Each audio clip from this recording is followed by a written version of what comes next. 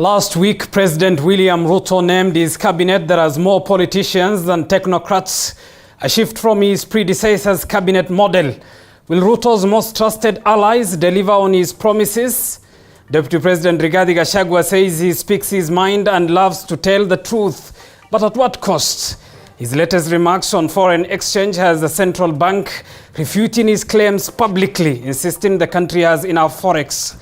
Tonight we discuss the new and fifth administration that is days old in office. Good evening, but first, these are the stories making headlines tonight.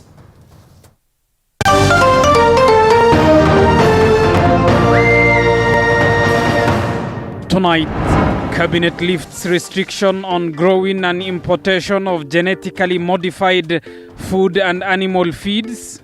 Also tonight, President William Ruto inspects the ongoing affordable and social housing project at the former meteorological site.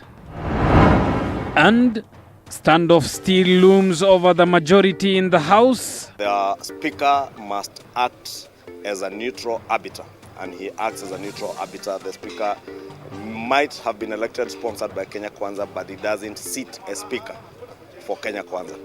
We will put our case forward strongly. The question of Azimio being the majority coalition in the National Assembly is already settled by the Constitution, the statute, and the standing orders. The House is sitting tomorrow. Plus, Nairobi County Liquor Board orders closure of 43 clubs, among them the Loft and Quiver Lounge.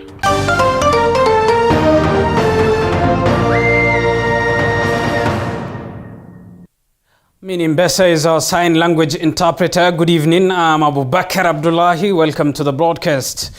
The government has lifted the ban on genetically modified crops after 10 years suspension. The decision was reached in a cabinet meeting chaired by President William Ruto. This means that farmers have the green light to cultivate and import food crops and animal feeds produced through biotechnology. The decision to lift the ban on genetically modified crops was arrived at on Monday during a cabinet meeting chaired by President William Ruto. Good morning, good people. Good morning. How are you? Good. Consequently, the cabinet approved the cultivation and importation of white GMO maize. The statement reads in part, Cabinet vacated its earlier decision of 8 November 2012 prohibiting the open cultivation of genetically modified crops and the importation of food crops and animal feeds produced through biotechnology innovations, effectively lifting the ban on genetically modified crops. The ban on genetically modified imports was enforced in 2012 following a presidential decree by the late former President Mwai Kibaki. The order allowed recommendations by the then Minister for Public Health, Beth Mugo, who cited a study by a French university that linked cancer in rats to the consumption of GMO foods. The findings of the research were also backed by the Kenya Medical Research Institute. Meanwhile, the recommended adoption of crops that are resistant to pests and disease, Cabinet says, as part of the medium to long-term responses to the ongoing drought and as a progressive step towards significantly redefining agriculture in Kenya. Cabinet also considered various expert and technical reports on adoption of biotechnology, including reports of the Kenya's National Biosafety Authority, World Health Organization, the Food and Agriculture Organization, United States of America's Food and Drug Administration, and the European Food Safety Authority. Sharon Baranga, TV 47. The government says it will streamline the affordable housing program to make home ownership a reality for low-income earners. The president said he will work with lawmakers and development partners to find the most viable formula of achieving the affordable housing plan. And as Micah Gongo now reports, the president explained that the houses will include 1 and 2 bedrooms and payments will be made through mortgages. How are you? President William Ruto has commissioned a housing project that will enable Kenyans to become home owners by paying as little as 6,600 shillings per month. Speaking in Nairobi's Mukuru slum Monday, Ruto noted that under the affordable housing program, more than 200,000 units will be constructed across the country over 5 years. This whole plan was premised on a couple of things that we needed to sort out. First is to make sure that there is land that is available. Number two is to make sure that we have technology that can build houses faster and in a cost-effective manner. And number three, to make sure there is financing, both for construction and for mortgage, so that this plan can become a reality. The president explained that the houses will include 1 and 2 bedrooms and payments will be made through mortgages. I am certain that land will not become an impediment on matters of delivery of our housing plan. We will work with the cities, we will work with the counties so that we can make land available for this plan, the housing agenda, so that we can provide better shelter for our people. However, he clarified that the allocation and sale of the houses will be based on priority, targeting those living in deplorable conditions. We have established the Kenya Mortgage Refinancing Company that will support the whole mortgage enterprise and backstop some of the challenges that will come with acquisition of mortgage. CBK has adjusted prudential banking guidelines so that with more deposits, banks can do more lending.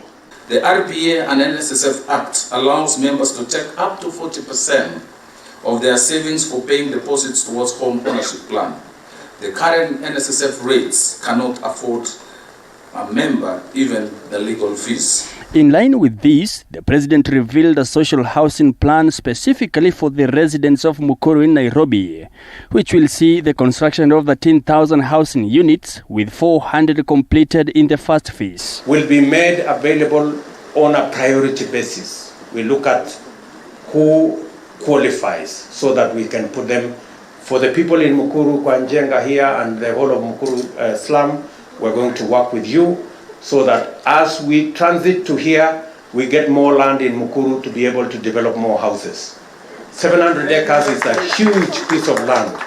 We can settle probably about 300,000 people, 3 times the people who today are living in Mukuru Kwanjenga. Ruto pointed out that the residential facilities will be equipped with amenities such as schools, health centers and markets.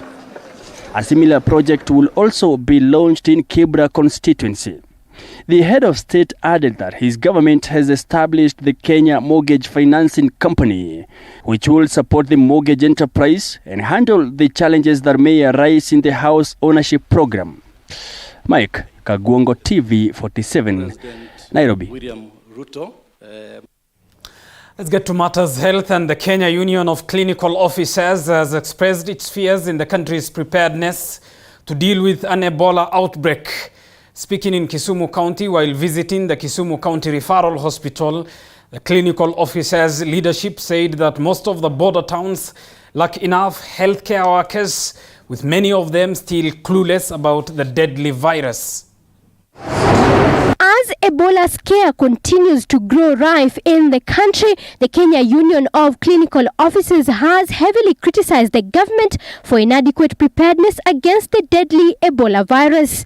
According to the clinical officers, many border towns lack enough health workers to deal with a possible Ebola outbreak.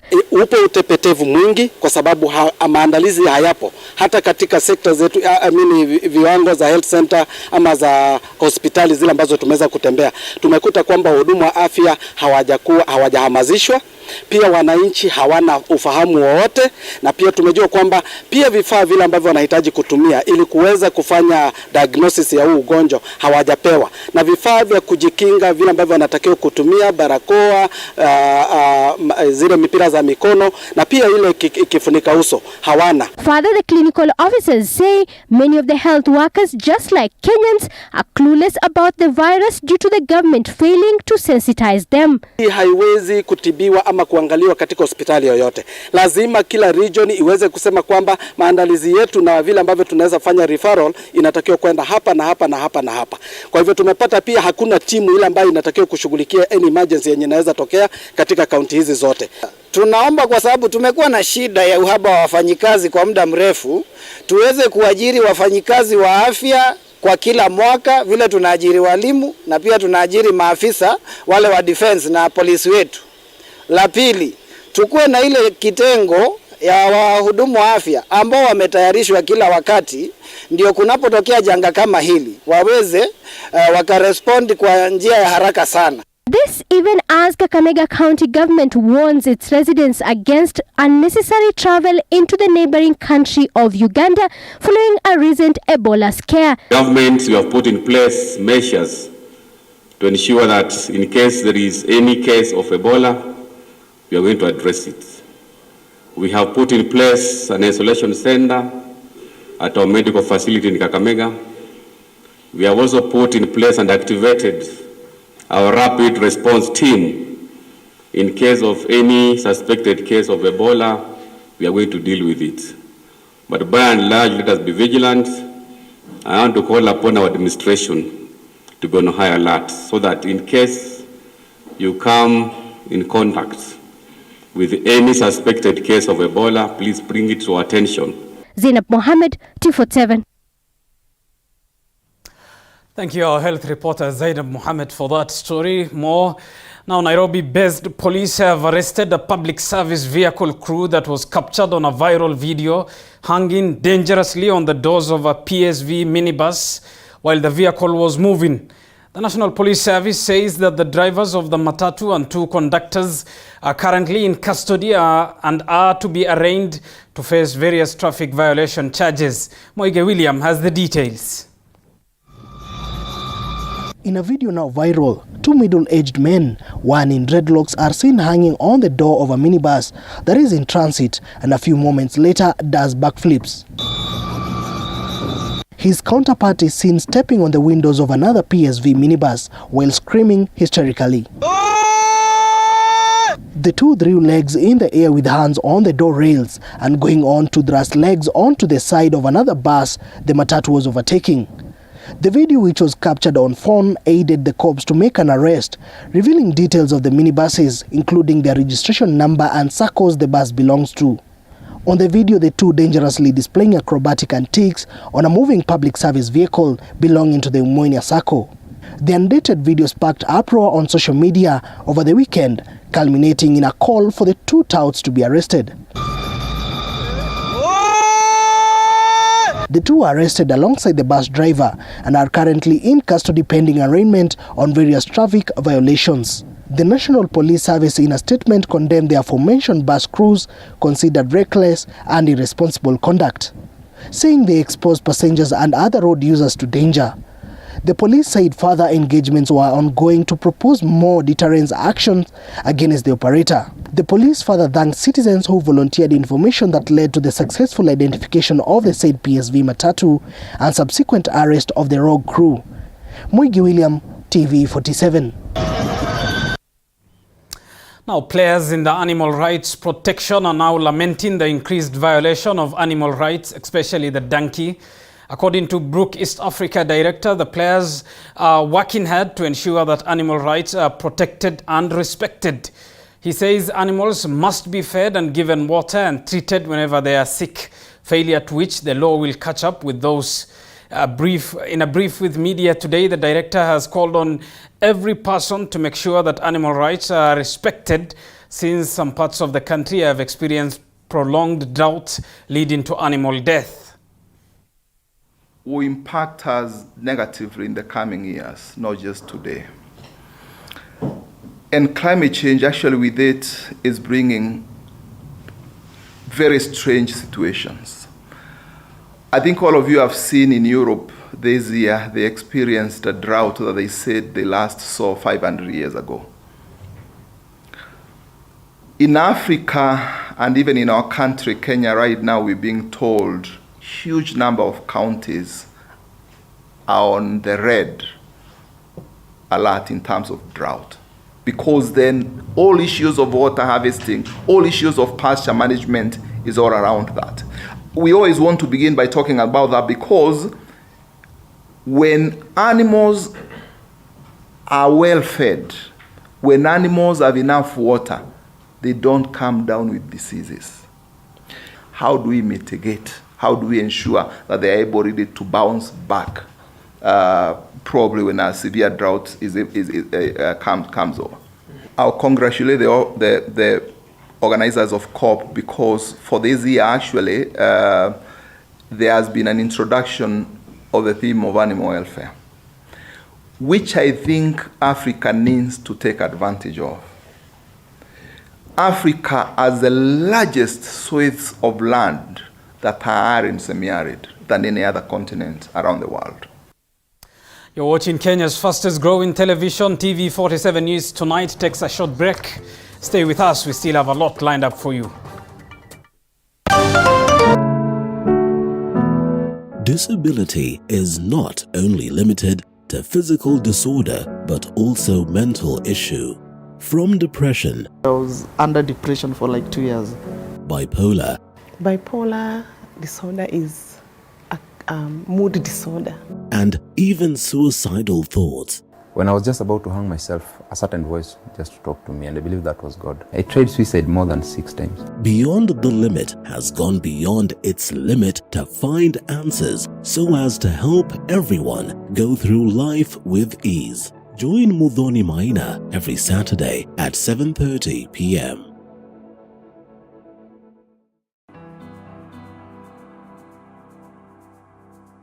Starting this September at 8:30 p.m. on Tuesday, The Realtor brings it all to perspective. We identify a property, discuss and demonstrate the journey towards ownership. Professionals who have integrity, and from their catalog you can easily read that these are professionals who are able to deliver. Everywhere you go, you have to up your games, you have to go with the trends. Not forgetting the margins as well as the risks that come along. The runaway prices of the land. We are saying that it's something that we can never go without mentioning. Any developer will not go without mentioning price of land. Don't miss out.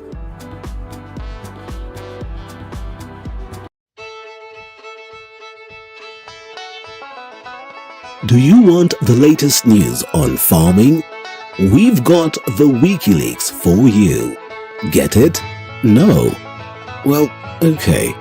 Every week, we give you insights on different farms from crop farming to animal keeping. They're very hardy insects, yeah? The larvae is a very hardy insect. We look forward to having an optimum production in maybe about 5 years. Yes. Oh. Yeah. So we plant every week and we harvest every week. Join Violet Njoki every Sunday at 6:30 p.m. as we skooma the wiki. It's not all the time you have to read your farm. Sometimes it's of benefit.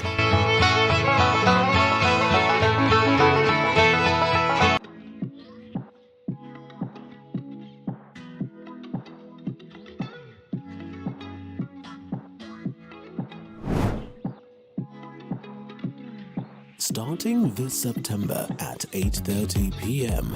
Hi and welcome to The Grind. My name is Violet Njoki. We continue to provide the platform that aims to inform and educate on business-related matter. We are here to ask all the relevant questions on your behalf. When it comes to a catering business, do you need licenses? Yeah, a lot of it. And inform you what is happening in the business arena. Be sure to stay tuned.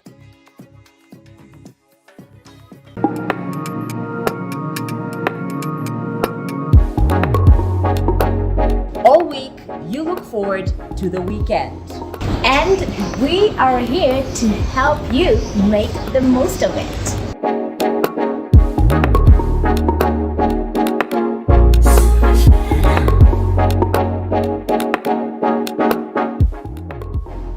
Catch me, Karen Karini, on Fridays. And with me, Muthoni Maina, on the weekend.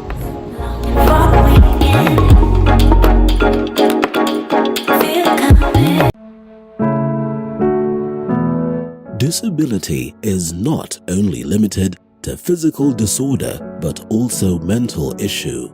From depression, I was under depression for like 2 years. Bipolar. Bipolar disorder is a mood disorder.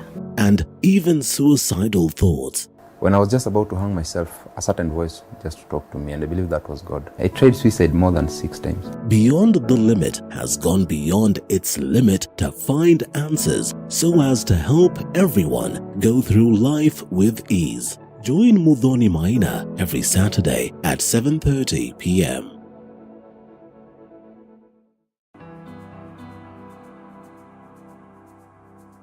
Starting this September at 8:30 p.m. on Tuesday, The Realtor brings it all to perspective.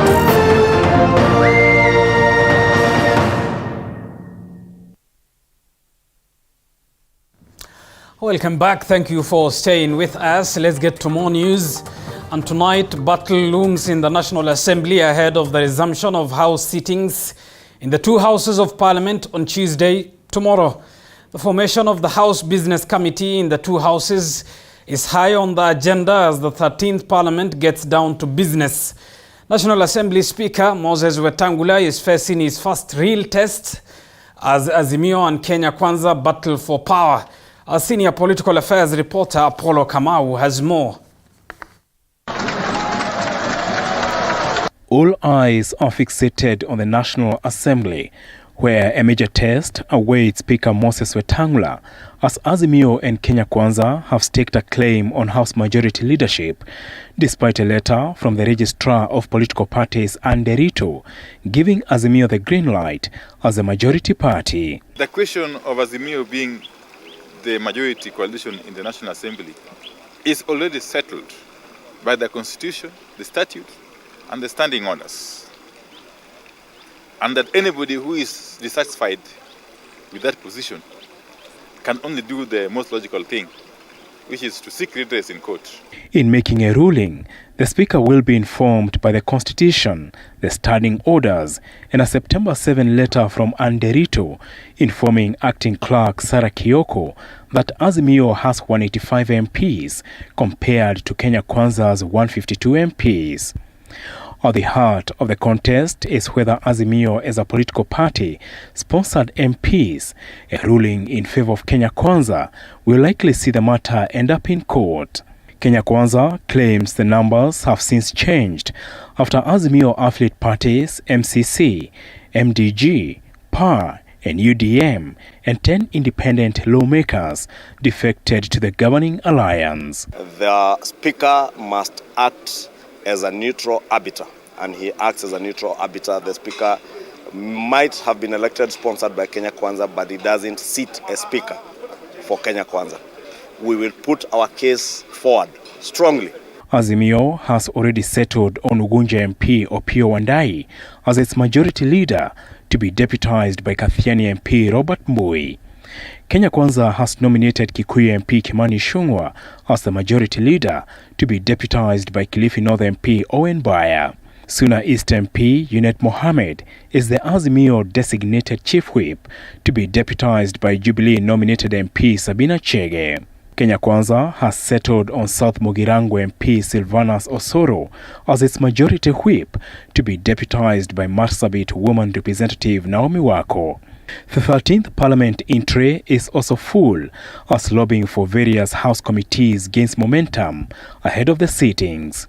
Azimio has settled on nominated MP John Badi to lead the Public Accounts Committee, a slot usually reserved for the head of the official opposition party, while South Pokot MP David Kosing is battling it out with two others to chair the Public Investments Committee. Also up for grabs are other powerful committee slots where intense lobbying is taking place. Sources indicate that among those fronted by Kenya Kwanza is Kiharu lawmaker Ndindi Nyoro as a chairman of the Budget Committee. The Appointment Committee, chaired by the Speaker, will have to be set up to vet President Ruto's Cabinet Secretaries' nominees.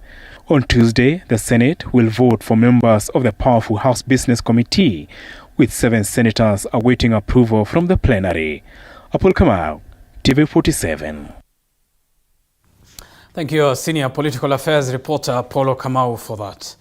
Moving on, 43 bars and nightclubs have had their licenses suspended by the Nairobi County Liquor Board following a crackdown by the board on noise complaints from residents. Beatrice Watare reports. The Nairobi Liquor Board says that following the defiance by the nightclubs to comply within the set guidelines necessitated the crackdown. Among the clubs facing a shutdown include Click Lounge, Pioneer Resort, Orchid Lounge, Quiver, Vineyard, Paris, Cocorico, Bar Next Door, Kettle House Bar and Grill, Enzone, Deja Vu, Havens Lounge, Iburi, Numero 5, The Loft, Memphis Bar and Restaurant, Oyster, Onyx, among others. This comes after Hesbon Agwena, the director of liquor licensing, stated in a letter to county technical teams, including security, health officials and NACADA, that the county liquor board had received complaints about excessive noise and vibration on licensed liquor premises from residents and that inspections were being carried out. In an operation conducted by police officers together with National Environment Management Authority NEMA and Nairobi County officials,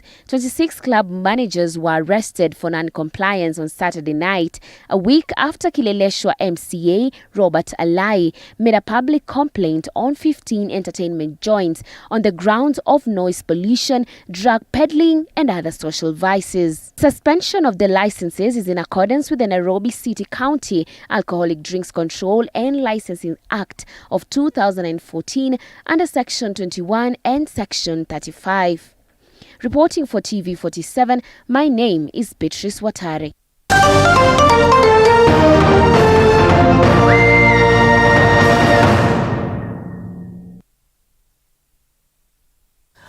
Let's count the costs and get to the world of business. And the Mount Kenya East Petroleum dealers have accused the government of harassing them during the collection of taxes and revenues. In a press conference held in Nairobi on Monday, the dealers said that the collection of taxes has been favoring others while harassing another group of dealers. However, they have laid their blame on the Energy and Petroleum Regulatory Authority of taking too long to respond to the issue and promising to take action if the government will not intervene and calm the situation. If our economy needs that 8%, which it does, how can we make it that this money we pay before we receive the fuel, so that as I'm buying my fuel from the depot, it's covered? For the wholesale sector, when they carry the fuel from Mombasa to Nairobi depot on another depot, EPRA will calculate for them spillages, losses on transit, all those are calculated. But when it comes to us, who caters for the spillages, losses on transit, and the losses on depot as we buy? So we are requesting that the 8% be called another tax, and then we pay it and let the economy pay for it, so that it does not kill us individually. We are the ones that are carrying the economy on our backs, paying taxes of money that we have not even received.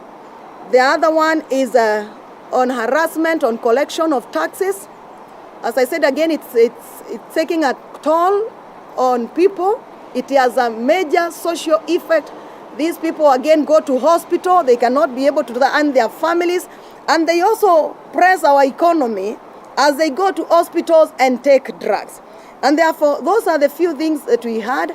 Among so many, we would want them addressed so that we can be able to grow our economy bottom up and give the children of today a space to get a job and grow this industry for our growing economy.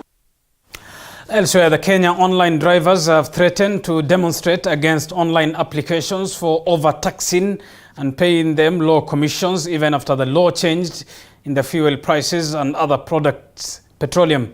Speaking to TV47, Justin Nyaga, the Uber and Bolt Association chairman, said that they will shut down the business as soon as possible if their employers will not move with speed and review the changes which have been leaving them with nothing at the end of the day.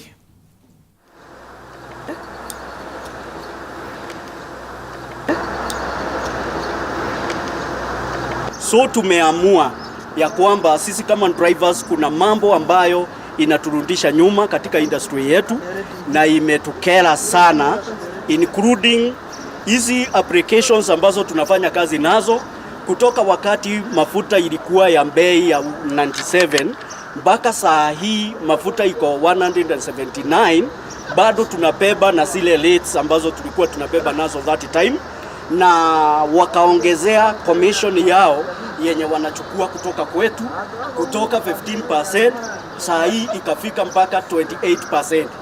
For example, these apps zenye tunafanya nazo huwa tunabeba even foreigners, and they tell us in most cases huko kwao wanakatwaga 10%, but us in Kenya tunakatwa that 28% ya commission yenye.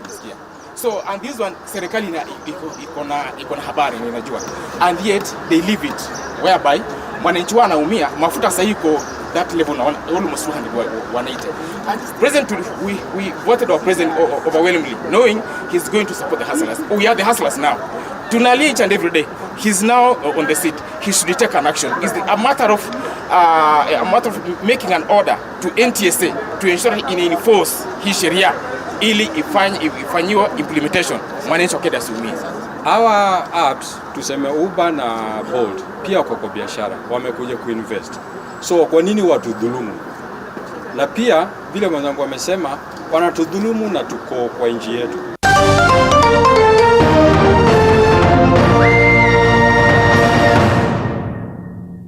You are watching TV47, the home.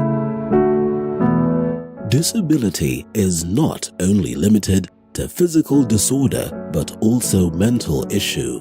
From depression, I was under depression for like 2 years. Bipolar.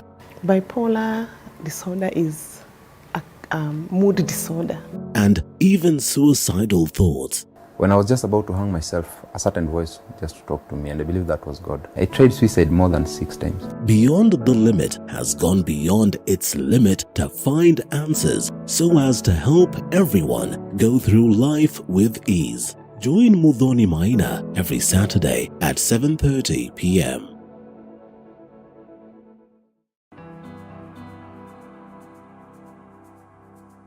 Starting this September at 8:30 p.m. on Tuesday, The Realtor brings it all to perspective. We identify a property, discuss and demonstrate the journey towards ownership. Professionals who have integrity, and from their catalog you can easily read that these are professionals who are able to deliver. Everywhere you go, you have to up your games, you have to go with the trends. Not forgetting the margins as well as the risks that come along. The runaway prices of the land. We are saying that it's something that we can never go without mentioning. Any developer will not go without mentioning the price of land. Don't miss out.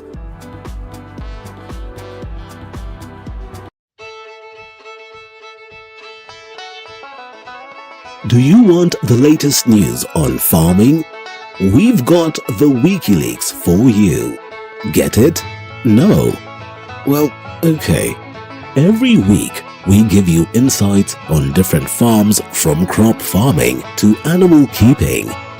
They're very hardy insects, yeah? The larvae is a very hardy insect.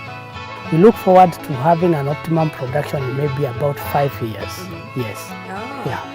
So we plant every week and we harvest every week. Join Violet Njoki every Sunday at 6:30 p.m. as we skooma the wiki. It's not all the time you have to read your farm. Sometimes it's of benefit.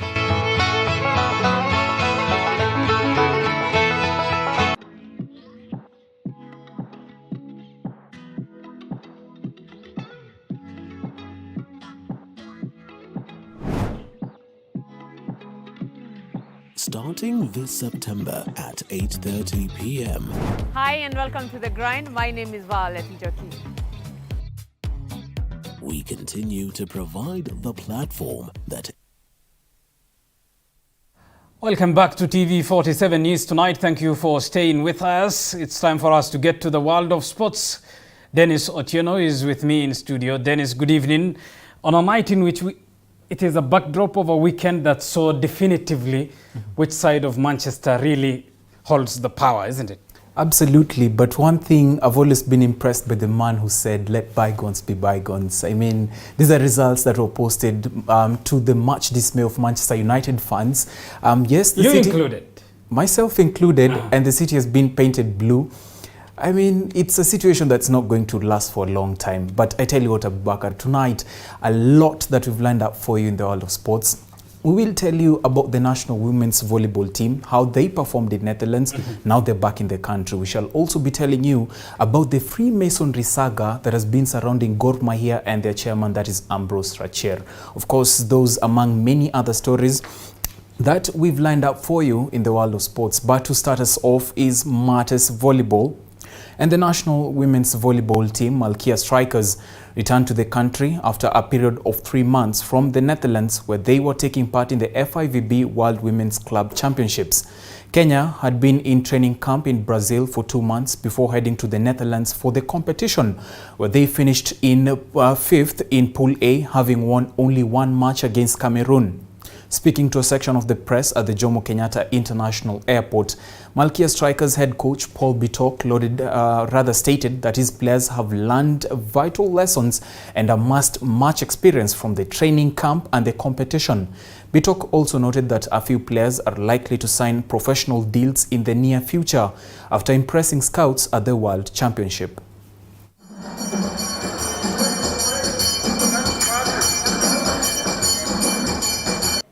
Tulikuwa na game poa, ukiwa na timu ya Kenya tulikuwa tuna perform vibaya sana, but saizi umeona tuliperform poa, hata kama hatukwenda round 2, but ile matumaini ya timu iko kama 80%. Ya kwanza nataka ni congratulate young players wala walimekwa starting 6 at time championship. Walionyesha kuwa hata kama ni young player you can fit in the senior player shoe. Yes, for Malkia Strikers, there is a lot ahead of us. We have All African Games which is coming up next year. We have also World Cup qualifying and World Cup next year. We also have 2024 qualifying for the Olympics. So you can see it's really tight. And as you can see, since we won against Cameroon and we got a set with Puerto Rico, our ranking went high, and we will also qualify come next year Challenge Cup. So there's a lot, and I thank FIVB for giving us a good program. And despite Malkia Strikers failing to get into the second round of the FIVB Women's Championship, all you can say is congratulations to the team. Now from Martes Volleyball to football, where Record Football Kenya Federation Premier League champions Gor Mahia earlier today distanced themselves from the comments made by the club's chairman Ambrose Rachier in a television interview where he confessed of being a member of the Freemason Society. In a statement issued by Gor Mahia's Secretary General Sam Ochola, stated that the executive committee members, players, employees and the club at large, that they are not part of the Freemason Society. Ochola further clarified that Rachier's affiliation to the society is a personal journey and that they are mitigating on a way forward after the confessions by Rachier. Reports indicate that the executive committee